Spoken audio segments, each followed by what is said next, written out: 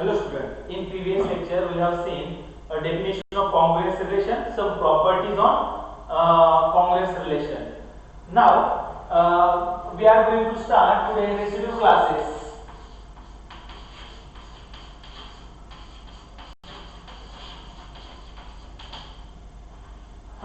Residue classes काय हे मी एक पर्टिक्युलर एक्झाम्पल घेऊन तुम्हाला सांगतो, मग आपण त्याचं जनरलायझेशन करूया. Okay, so all of you know that what is meant by equivalence relation. If given relation is reflexive, symmetric and transitive, then we can say that it is an equivalence relation. आणि जर दिलेलं relation हे equivalence असेल तर मग आपण equivalence classes find करतो. Okay, समजा late R be an equivalent be an relation defined on set Z such that A related to B if and only if A congruent to B modulo 3. B modulo 3. Show that this R is an equivalence relation and hence find the equivalence classes. Show that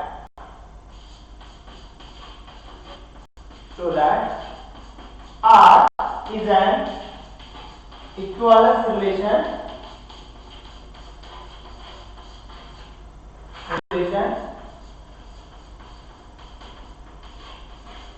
hence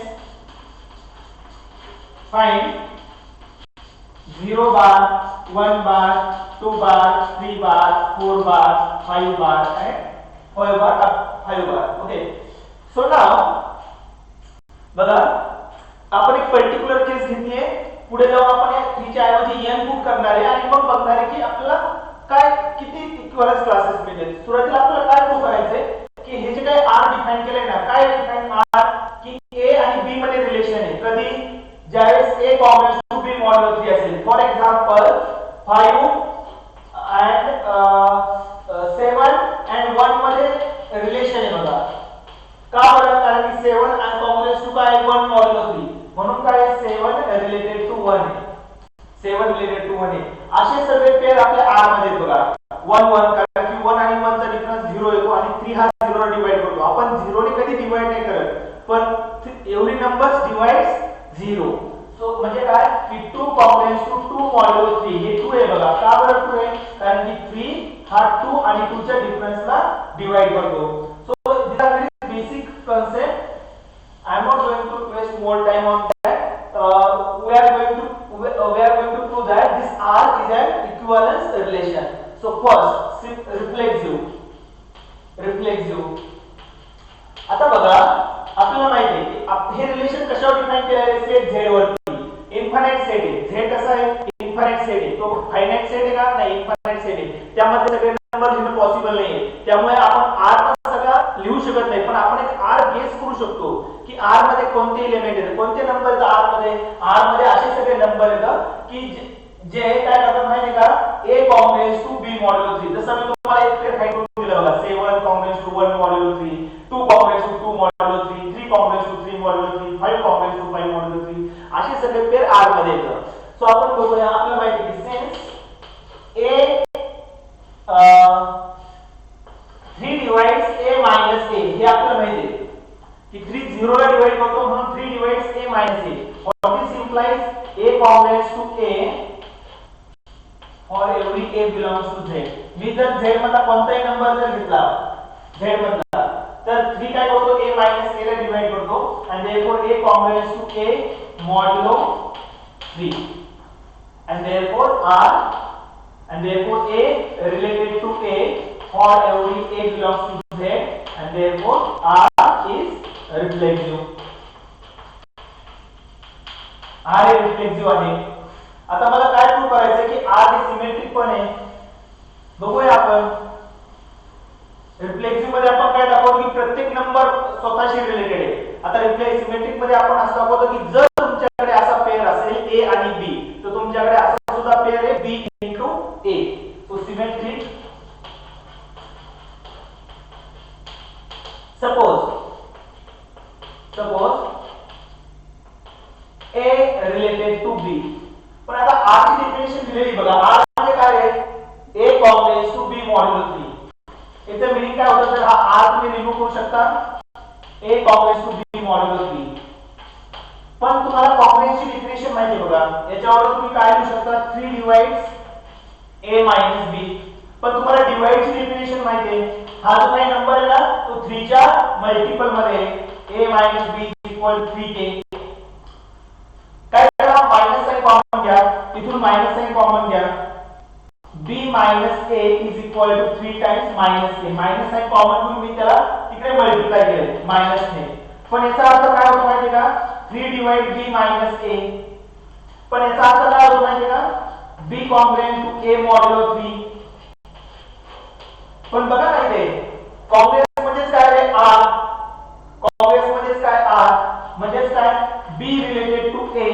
म्हणजे मी सुरुवात केली होती A related to B आणि मला काय मिळालं? B also related to A. म्हणजे R कसा आहे? R is what? This implies yes, it is what? Symmetric. आता मला काय करायचे? ट्रान्झिटिव्ह.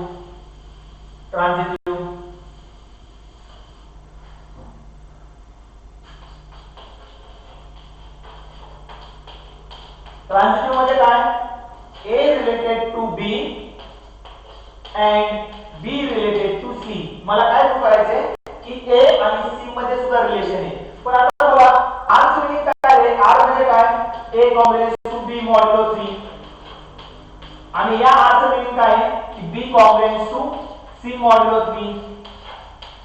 पण याचा अर्थ काय होतो बघा? What this implies? 3 divides A minus B and 3 divides B minus C. पण यावर तुम्ही काय म्हणू शकता? A minus B is equal to 3k1 and B minus C is equal to 3k2. जर तुम्ही या दोन्ही इक्वेशनची जर ऍडिशन घेतली तर तुम्हाला काय मिळेल माहिती का? हा मायनस बी प्लस बी कॅन्सल होईल आणि A minus B is equal to 3k1 plus 3k2. म्हणजेच काय आहे? हा जो A minus C ना हा 3 च्या मल्टिपल 3 कॉमन घ्या. म्हणजेच काय? हा जो आहे ना 3 तो A minus C ला डिवाइड करतो. 3 डिवाइड A minus C. पण यावर तुम्ही काय म्हणू शकता की A complex to C modulo 3. अरे पण A कॉम्प्लेक्स टू जर कॉम्प्लेक्सचं मीनिंग काय आहे? R. म्हणजे काय? A आणि C मध्ये रिलेशन आहे. A आणि C मध्ये रिलेशन आहे.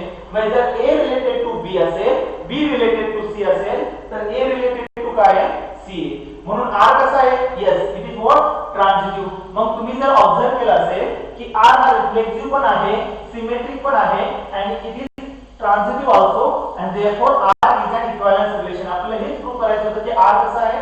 so this implies R is an equivalence relation.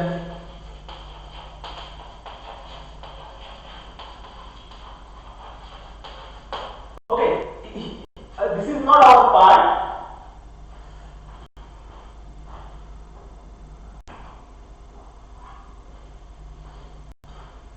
So now R is an equivalence relation. मी काय सांगत होतो की हे इक्विव्हॅलेन्स रिलेशन आहे इथपर्यंत ठीक आहे. पण आपण जे पाहणार होतो रेसिड्यू क्लासेस म्हणजे काय? याचे हे जे काही रिलेशन डिफाइन केले आपण कॉम्प्लेक्स रिलेशन, याचे जे डिस्टिंक्ट इक्विव्हॅलेन्स क्लासेस येतात त्याला आपण रेसिड्यू क्लासेस म्हणतो. फार थोडं डिफिकल्ट आहे बघा, पण तुम्ही जर व्यवस्थित पाहिलं तर बघा आता तुम्ही आता हे बघा मी कसं फाइंड करतो त्यावर तुम्हाला आयडिया येईल. आता मला 0 बार फाइंड करायचा. आपण इक्विव्हॅलेन्स क्लासेस कधी फाइंड करतो रे? जर इक्विव्हॅलेन्स क्लासेस आपण कधी फाइंड करतो जर आपल्याला दिलेलं रिलेशन हे इक्विव्हॅलेन्स असेल. तर आता मी तुम्हाला प्रूव्ह करून दिले की हे रिफ्लेक्सिव्ह आहे, सिमेट्रिक आहे, ट्रान्झिटिव्ह आहे. therefore it is an equivalence relation. आता मला इक्विव्हॅलेन्स क्लासेस फाइंड करायचे. आता 0 बार म्हणजे काय?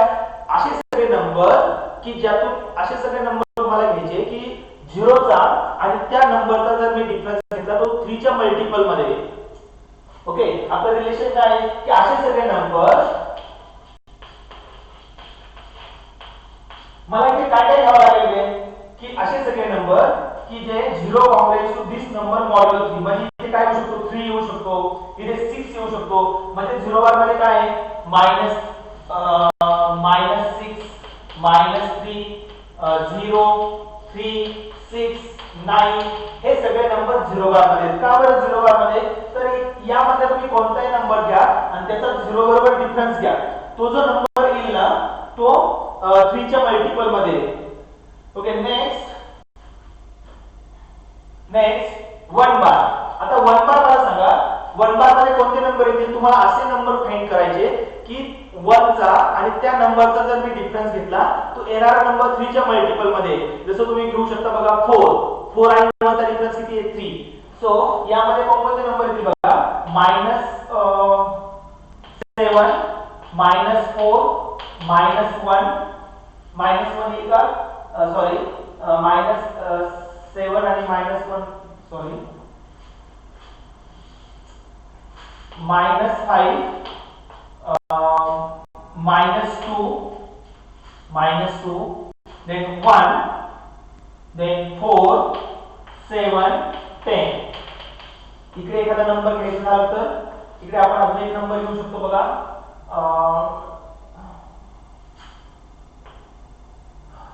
-8.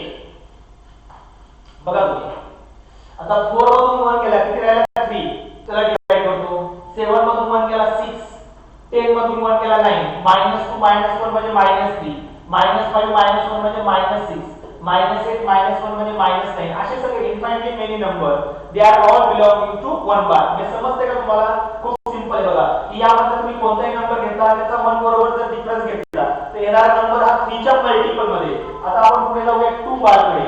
आता तुम्हाला असा नंबर फाइंड करायचे की ज्यामधून जर मी तुम्हाला 2 मायनस केला त्यामधून 2 मायनस केला तर येणारा नंबर हा 3 च्या मल्टिपल मध्ये. मग जर तुम्ही जर पाहिलं तर इथे येऊ शकतो बघा -7 -4 -1 2 5 8 11 and so on. तुम्ही घेऊन बघू शकता. तुम्ही बघा 5 मधून 2 गेले किती राहिले? 3. 8 मधून 2 गेले किती राहिले? 6. 11 मधून 2 गेले किती राहिले? 9. -1 मधून -2 गेले -3. -4 मधून -2 गेले -6. म्हणजे येणारा प्रत्येक नंबर हा 3 च्या मल्टिपल मध्ये. म्हणून हे सगळे नंबर कॉन्ग्रुएंट येतात. हे सगळ्या नंबरचं रिलेशन आहे कोणाबरोबर? 2 बरोबर. ह्या सगळ्या नंबरचं रिलेशन आहे कोणाबरोबर? 1 बरोबर. ह्या सगळ्या नंबरचं रिलेशन आहे कोणाबरोबर? 0 बार बरोबर. तुम्ही जर 3 बार जर फाइंड केला ना तर 3 बार तुम्हाला काय मिळेल माहिती का? पुन्हा तुम्हाला मिळणार आहे -9 -6 -3 0 3 6 9 and so on. म्हणजे तुम्ही जर पाहिलं तर 3 बार म्हणजे 0 बार बघा. 3 बार म्हणजे किती आहे? 0 बार आहे. तुम्ही जर पुढे 4 बार जर फाइंड केला ना 4 बार म्हणजे तुम्हाला 1 बार मिळणार आहे. 4 बार म्हणजे तुम्हाला काय मिळणार आहे? 1 बार. 5 बार फाइंड केला ना 5 बार म्हणजे तुम्हाला 2 बार मिळणार आहे. म्हणजे तुम्ही जर पाहिलं तर इथे डिस्टिंक्ट इक्विव्हॅलन्स क्लासेस फक्त 3 येतात. 0 बार 1 बार आणि 2 बार. आणि ह्या इक्विव्हॅलन्स क्लासेसच्या कलेक्शनला आपण रेसिड्यू क्लासेस म्हणतो. म्हणजे आणि याला डिनोट कसं करतो माहिती आहे का आपण? जर मला इक्विव्हॅलन्स ओके मी डेफिनेशन लिहितो. Residue classes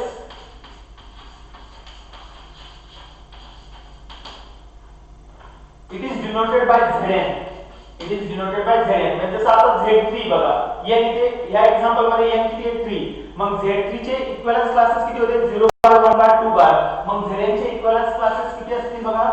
0 bar 1 bar 2 bar and n minus 1 bar. So they are all called residue classes. For example, मला जर Z5 फाइंड करायचं असेल तर 0 बार 1 बार 2 बार 3 बार and 4 बार हे काय येतं? रेसिड्यू क्लासेस येतात. Z3 चे मी आता फाइंड करून देतो तुम्हाला. 0 बार 1 बार 2 बार. Z4 चे काय केले? Z4 चे 0 बार 1 बार 2 बार and 3 bar. So they are all called residue classes modulo n. हे इक्विव्हॅलन्स क्लासेस आहेत कोणाचे? हा मॉड्युलो 5 आहे, हा मॉड्युलो 3 आहे, हा मॉड्युलो 4 आहे. याच्यामध्ये पुढे जर तुम्ही गेलात तर 5 मध्ये किती आहे? 1 आहे. So now on these residue classes आपण यावरती दोन ऑपरेशन डिफाइन करू शकतो बघा. ऍडिशन आणि मल्टिप्लिकेशन. ते आपण कसं डिफाइन करतो बघा? I bar plus J bar is equal to I plus J modulo n. बघा या रेशिओ क्लासेस वरती मी दोन बायनरी ऑपरेशन डिफाइन करणार आहे. I bar plus J bar म्हणजे काय I plus J bar modulo n and I bar dot J bar is equal to IJ bar modulo n. Okay, हे दोन ऑपरेशन डिफाइन केले. आता या दोन ऑपरेशनच्या अंडर आपण एक मल्टिप्लिकेशन ऍडिशन आणि मल्टिप्लिकेशन टेबल डिफाइन करणार आहे. For example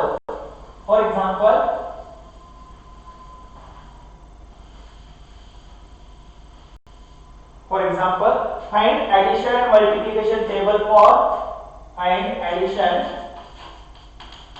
and multiplication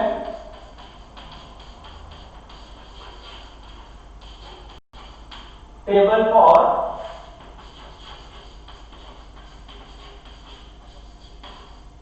Z3. Z3 चा addition and multiplication table find करा. आता मग Z3 मध्ये काय काय येते बघा.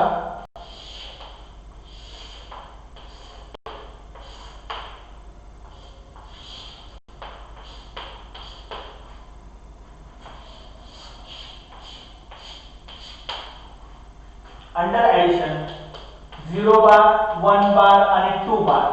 आता मी तुम्हाला सांगितलं की यामध्ये फक्त तीनच डिस्क्रीट इक्विव्हॅलन्स क्लासेस येतात. 0 बार 1 बार आणि 2 बार. 3 बार घेतला तर तो 0 बार असतो. 4 बार घेतला तर तो 1 बार असतो. ओके, सो 0 बार 1 बार 2 बार. ओके, पण तुम्ही इथे मागे कधी असं लिहिलं नसेल बघा 4 म्हणजे 1 असं कधी लिहिले का तुम्ही?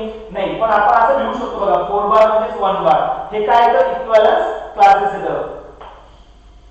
So 0 bar plus 0 bar 0 bar 0 bar plus 1 bar 1 bar 0 bar plus 2 bar 2 bar 1 bar plus 0 bar 1 bar 1 bar plus 1 bar 2 bar. आता बघा 1 bar plus 2 bar म्हणजे 3 bar. पण 3 bar म्हणजे काय आहे? ह्या Z3 मध्ये 3 bar म्हणजे काय? 0 bar. 2 bar plus 0 bar 2 bar 2 bar plus 1 bar 3 bar 3 bar म्हणजे किती? 0 bar. मॉड्युलो 3 करायचा म्हणजे काय? त्याला 3 ने डिवाइड करायचं म्हणजे किती येतो 0. आता 2 + 2 किती 4 आणि 4 ला जर तुम्ही 3 ने डिवाइड केलं रिमाइंडर किती येतो 1. सो 2 बार + 2 बार म्हणजे किती 1 bar. So hope you understand दिस. आता जर मल्टिप्लिकेशन टेबल जर घ्यायचं असेल मल्टिप्लिकेशन टेबल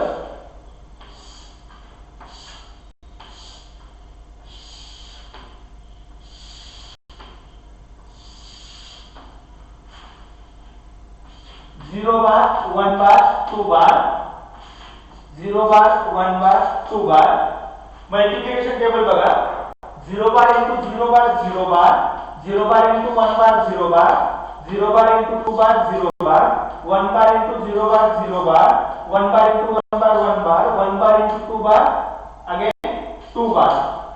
आता 2 बार into 0 बार 0 बार 2 बार into 1 बार 2 बार. आता 2 बार into 2 बार 4 बार. 4 बार म्हणजे किती रे? 4 बार म्हणजे किती 1 बार. 4 बार म्हणजे किती 1 bar. So hope you understand this addition and multiplication table for Z3. तसंच तुम्ही Z5 साठी फाइंड करू शकता. Z4 साठी Z6 साठी तुम्ही addition and multiplication table find करू शकता. म्हणजे जर एखादा नंबर 3 पेक्षा मोठा आला तर त्याला फक्त 3 ने डिवाइड करायचं. येणारा रिमाइंडर तुम्हाला इथे पुट करायचं. जसं बघा 2 बार + 2 बार किती आला 4 बार. 4 बारला जर तुम्ही 3 ने डिवाइड केलं remainder किती होतो 1. So it is what 1 bar. So now next now we are going to take one example.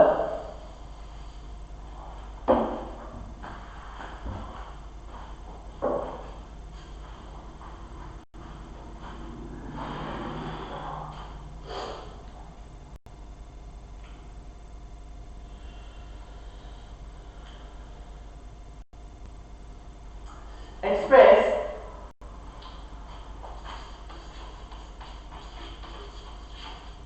each of the following number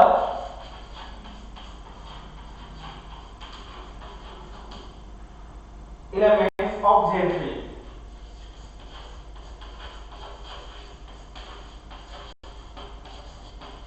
आपल्याला काय करायचंय दिलेला प्रत्येक नंबर हा Z3 च्या फॉर्म मध्ये एक्सप्रेस करायचा आहे. पहिला नंबर दिलेला बघा 2 बार रेज टू 3. दूसरा दिलेला तुम्हाला 100 बार. तीसरा दिलेला तुम्हाला -100 बार रेज टू 4. नंतर दिलेला तुम्हाला 4 10 बार प्लस 1 बार. सो बघूया आपण याला मी कसं एक्सप्रेस करू शकतो.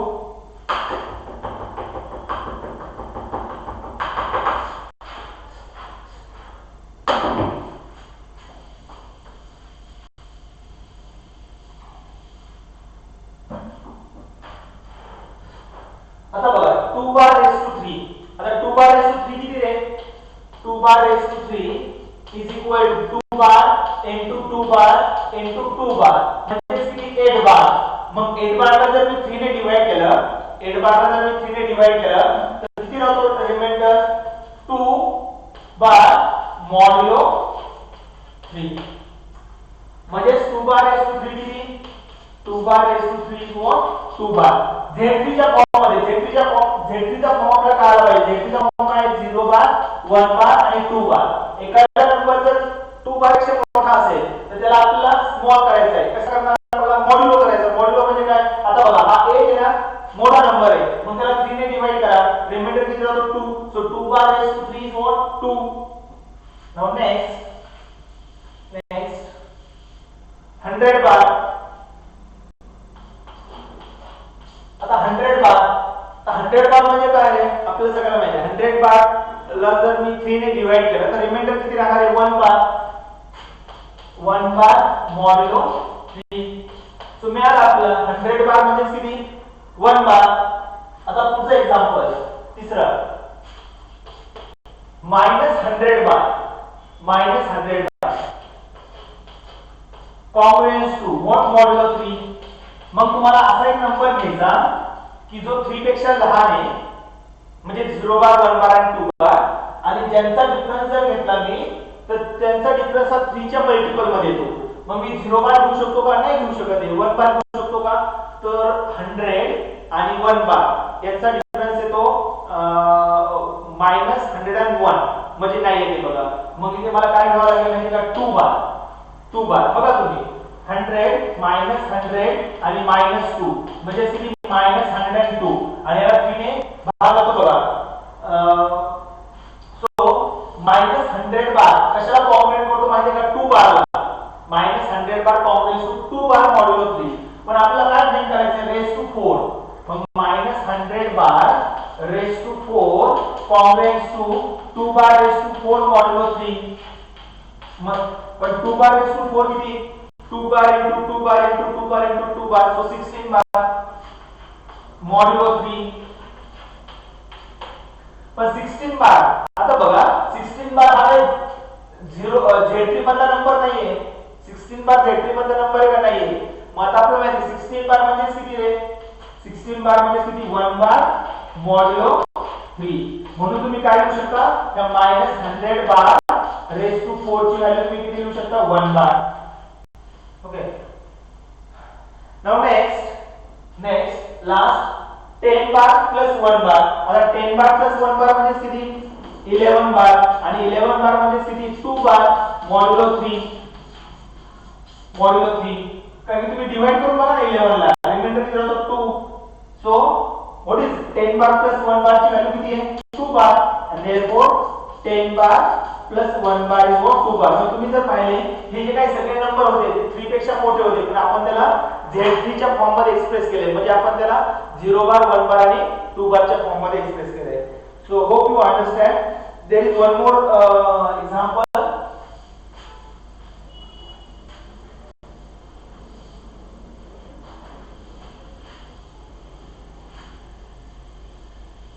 Find all elements of Z6. Find all elements of Z6 such that x square is equal to x. तुम्हाला Z6 मध्ये असे नंबर फाइंड करायचे की x त्याचा स्क्वेअर हा तोच नंबर असतो. असं आपल्या रेग्युलर अल्जेब्रा मध्ये असं घडत नाही बघा. म्हणजे आपण जे अल्जेब्रा आपण शिकलो ना आतापर्यंत म्हणजे रिअल नंबरची ऍडिशन त्यामध्ये 2 बारचा स्क्वेअर हा 4 येतो. 2 बारचा स्क्वेअर कधी 2 येत नाही. पण आता हे कॉम्प्लेक्स रिलेशन मध्ये म्हणजे रेसिड्यू क्लासेस मध्ये पॉसिबल आहे. रेसिड्यू क्लासेस हे मला समजलं का तुम्ही तुम्हाला 0 बार फाइंड करून दाखवला होता. 0 बार म्हणजे 3 बार आहे बघा किंवा 4 बार म्हणजे 1 बार आहे. तर Z3 बद्दल सांगतो मी तुम्हाला. Z5 बद्दल तुम्ही त्याला जनरलाइज करू शकता. Z5 चं काय होऊ शकतं बघा Z7 बद्दल काय होऊ शकतं Z6 बद्दल काय शिकतोय तुम्ही जनरलायझेशन करू शकता. तसं या एक्झाम्पल मध्ये असे किती नंबर आहेत की ज्याचा स्क्वेअर हा तोच नंबर आहे, पण मला त्यासाठी Z6 माहित पाहिजे. Z6 काय आहे? What is Z6? 0 bar, 1 bar, 2 bar, 3 bar, 4 bar and 5 बार. तो आपण घेऊया 0 बारचा स्क्वेअर किती? 0 बार. 1 बारचा स्क्वेअर किती? 1 बार.